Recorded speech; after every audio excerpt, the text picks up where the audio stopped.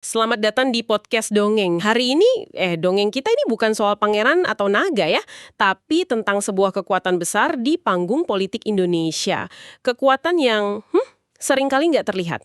Dan cerita ini kami rangkai dari banyak sekali sumber yang Anda kirimkan. Ada artikel, wawancara, riset, semuanya coba menjawab satu pertanyaan besar.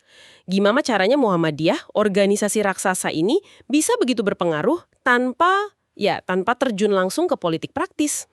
Betul. Dan dari semua tumpukan sumber itu muncul sebuah narasi yang menurut saya sangat dramatis.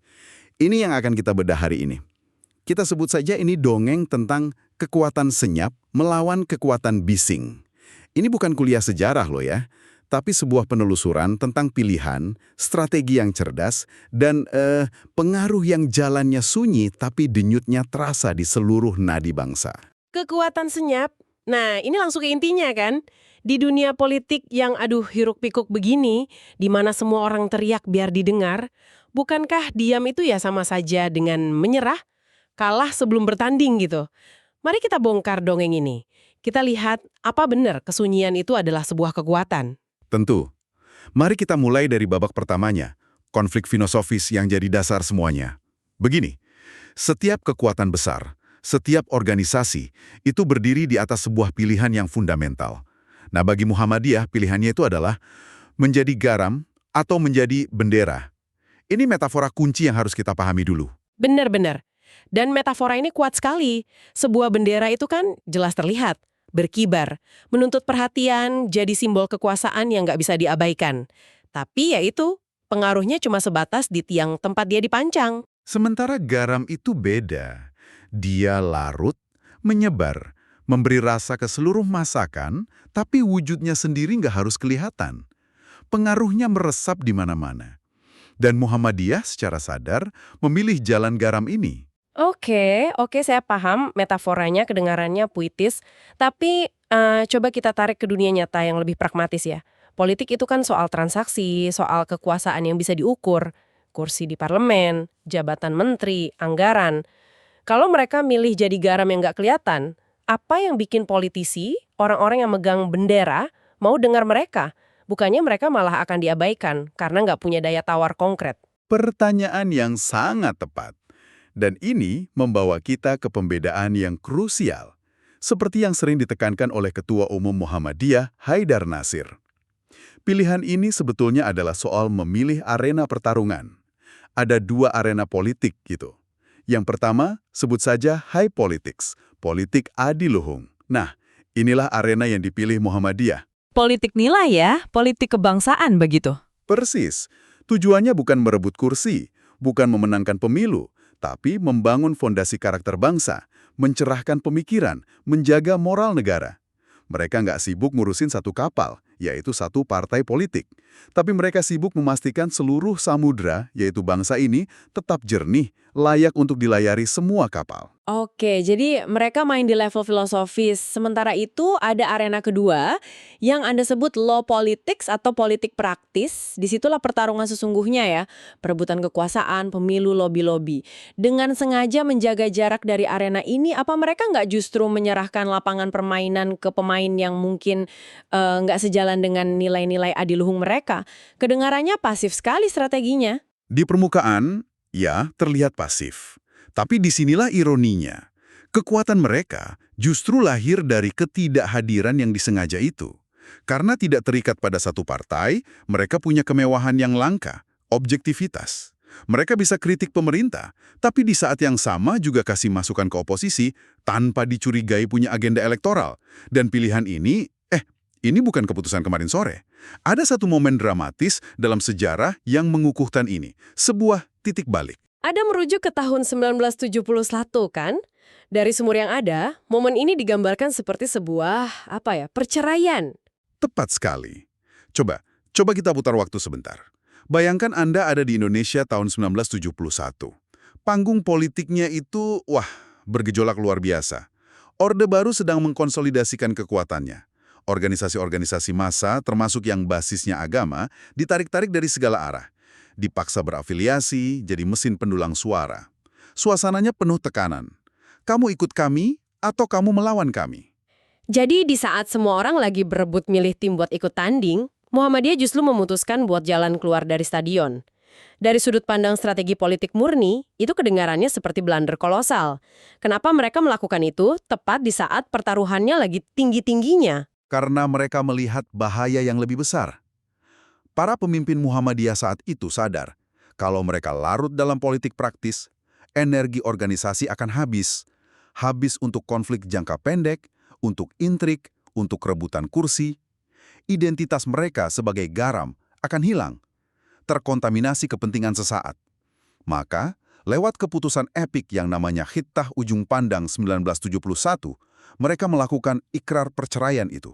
Wow, ikrar perceraian? Mereka menegaskan dengan sangat jelas, Muhammadiyah bukan partai politik dan tidak punya hubungan organisatoris dengan partai politik manapun. Titik. Mereka secara resmi kembali ke garis perjuangan aslinya, dakwah di bidang pendidikan, kesehatan, sosial. Mereka memilih membangun rumah sakit dan universitas daripada membangun basis suara. Sebuah pertaruhan yang luar biasa, bertaruh pada kekuatan moral di atas kekuatan elektoral. Tapi ini mengembalikan saya ke pertanyaan awal. Oke, mereka berhasil jaga integritas gerakannya. Saya hargai itu. Tapi pertanyaannya tetap sama. Terus gimana cara mereka menyuarakan aspirasi jutaan anggotanya dalam kebijakan negara? Tanpa satupun kursi di parlemen, suara mereka kan cuma jadi bisikan di tengah badai legislasi. Gimana cara garam mengubah rasa masakan kalau bahkan nggak bisa masuk ke dalam panci kebijakan? Nah, dongeng ini belum selesai. Disinilah plot twistnya. Anda benar, mereka nggak punya kursi di Senayan. Nggak ikut rapat pansus atau lobi-lobi fraksi. Tapi mereka menemukan sebuah pintu lain untuk masuk ke dalam panci kebijakan itu. Sebuah pintu belakang yang sering diabaikan politisi, tapi dampaknya seringkali jauh lebih permanen. Senjata rahasia itu bernama jihad konstitusi. Jihad konstitusi, istilah yang sangat kuat. Beberapa sumber menyorot ini ya. Jadi ini bukan perang fisik, tapi perang gandasan dan argumen hukum di level tertinggi negara. Mahkamah Konstitusi, begitu logikanya. Tepat sekali. Logikanya sederhana tapi brilian. Untuk apa habiskan energi dan sumber daya, rebutan puluhan kursi di DPR demi mempengaruhi 1-2 pasal di sebuah UU, kalau kita bisa langsung menguji dan bahkan membatalkan seluruh UU itu di Mahkamah Konstitusi.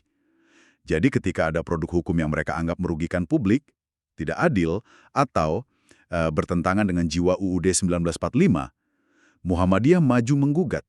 Mereka nggak teriak-teriak di jalan, tapi mereka menyusun naskah akademik, argumen hukum setebal ratusan halaman, dan membawanya ke 9 hakim konstitusi. Dan contohnya konkret, mereka menggugat UU sumber daya air misalnya. Argumennya, UU itu terlalu liberal, mengkomersialkan air, dan bertentangan dengan pasal 33 UUD 1945. Dan mereka menang kan, UU itu dibatalkan. Mereka juga menggugat UU Migas, UU Rumah Sakit, bahkan UU Cipta Kerja yang kontroversial itu. Betul. Dan yang penting dicatat, mereka nggak bergerak sendiri. Mereka sering berkolaborasi dengan kekuatan masyarakat sipil lain, seperti ICW atau Kontras.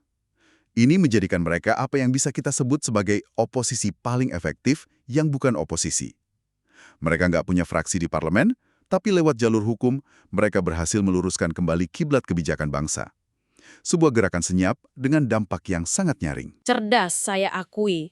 Tapi judicial review itu kan proses yang panjang, mahal, dan nggak selalu menang. Apakah ini benar-benar senjata yang konsisten, atau lebih sering jadi kemenangan simbolis yang dapat sorotan media tapi nggak selalu mengubah realitas di lapangan? Itu kritik yang valid. Tentu nggak semua gugatan mereka menang. Tapi dampaknya bukan cuma soal menang atau kalah dalam satu kasus. Dengan konsisten menggunakan jalur ini, mereka membangun sebuah preseden. Mereka kirim pesan yang jelas ke pembuat UU di DPR dan pemerintah. Kami mungkin nggak ada di ruangan Anda saat ketuk palu, tapi kami awasi produk Anda. Kalau produk itu cacat secara konstitusional, kita akan bertemu di MK.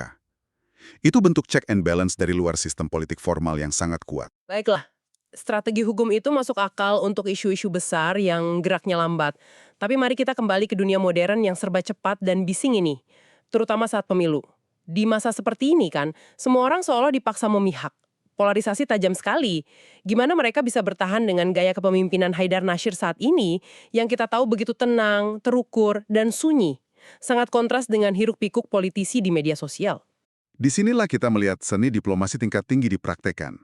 Gaya kepemimpinan Haidar Nasir yang tenang itu bukanlah kelemahan, melainkan perwujudan konsisten dari strategi besar Muhammadiyah. Pernyataan-pernyataannya selalu terukur. Ia secara konsisten menekankan pentingnya politik kebangsaan dan menjaga adab atau sikap yang berkeadaban. Ia nggak ikut arus saling serang, tapi justru menawarkan oase ketenangan di tengah badai. Dan ia mempraktekkan sebuah konsep yang sangat sulit di era polarisasi ini. Equidistance, menjaga jarak yang sama. Ini pada dasarnya penerapan modern dari Hitah 1971 yang tadi kita bahas ya. Ketua umum sebelumnya, Din Syamsuddin, pernah menggambarkannya dengan indah. Posisinya itu menjaga jarak yang sama, tapi sekaligus harus sama dekatnya dengan semua partai politik. Persis, ini posisi yang sangat aktif, bukan pasif atau netral buta. Dengan menjaga jarak yang sama, mereka bisa berkomunikasi, memberi masukan, bahkan mengkritik semua pihak tanpa tersandra kepentingan elektoral siapapun. Mereka bisa menerima kunjungan dari PKS satu hari, besoknya mungkin menerima kunjungan dari PDIP atau Golkar. Fleksibilitas ini memberi mereka keleluasaan untuk bicara tentang kepentingan bangsa secara utuh, bukan cuma kepentingan satu kelompok. Tapi itu pasti luar biasa sulit. Itu seperti jadi wasit di pertandingan final antara dua tim rival abadi. Anda coba adil, dan pada akhirnya kedua kubu supporter membenci Anda karena dianggap nggak memihak mereka. Menjaga posisi di tengah-tengah seperti itu bukannya justru beresiko membuat mereka nggak punya teman sejati dalam politik, dianggap nggak setia oleh semua pihak? Anda menangkap esensi tantangannya. Din Syamsuddin sendiri mengakui kalau tarik-menarik itu nyata dan terus berlangsung, apalagi jelang pemilu, itu realitas yang harus dihadapi. Tapi disitulah letak pengorbanannya. Mereka mungkin tidak menjadi teman sejati satu partai politik tertentu. Tapi dengan posisi itu, mereka bertujuan untuk menjadi penjaga atau wasit moral bagi seluruh bangsa. Itulah harga yang harus dibayar untuk bisa tetap menjadi garam yang memberi rasa secara adil bagi seluruh masakan. Jadi inilah dongeng tentang kekuatan senyap yang kita rangkai. Dimulai dari pilihan filosofis menjadi garam, bukan bendera, dikuatkan lewat perceraian dramatis tahun 1971. Lalu dieksekusi dengan senjata rahasia jihad konstitusi, dan dipraktekkan sampai hari ini melalui seni diplomasi equidistance yang rumit. Kekuatan mereka ternyata tidak terletak pada kehadiran mereka di panggung politik, tapi justru pada ketidakhadiran mereka yang sangat diperhitungkan. Sebuah perspektif yang membalikan logika politik konvensional, kan? Jadi, kesunyian mereka, keengganan mereka untuk ikut berteriak, ternyata adalah cara mereka untuk bisa bersuara paling nyaring, di tempat dan waktu yang paling menentukan. Dan dongeng ini, seperti dongeng yang baik pada umumnya, meninggalkan satu pertanyaan penting untuk Anda renungkan. Di tengah dunia yang makin riuh oleh politik identitas, polarisasi ekstrim, dan perang informasi, mungkinkah model politik garam ini yang fokus pada nilai luhur, kerja nyata, dan menjaga jarak yang beradab justru merupakan jalan yang paling kita butuhkan sebagai sebuah bangsa? Dan mungkin itu juga merupakan jalan yang paling sulit untuk ditempuh.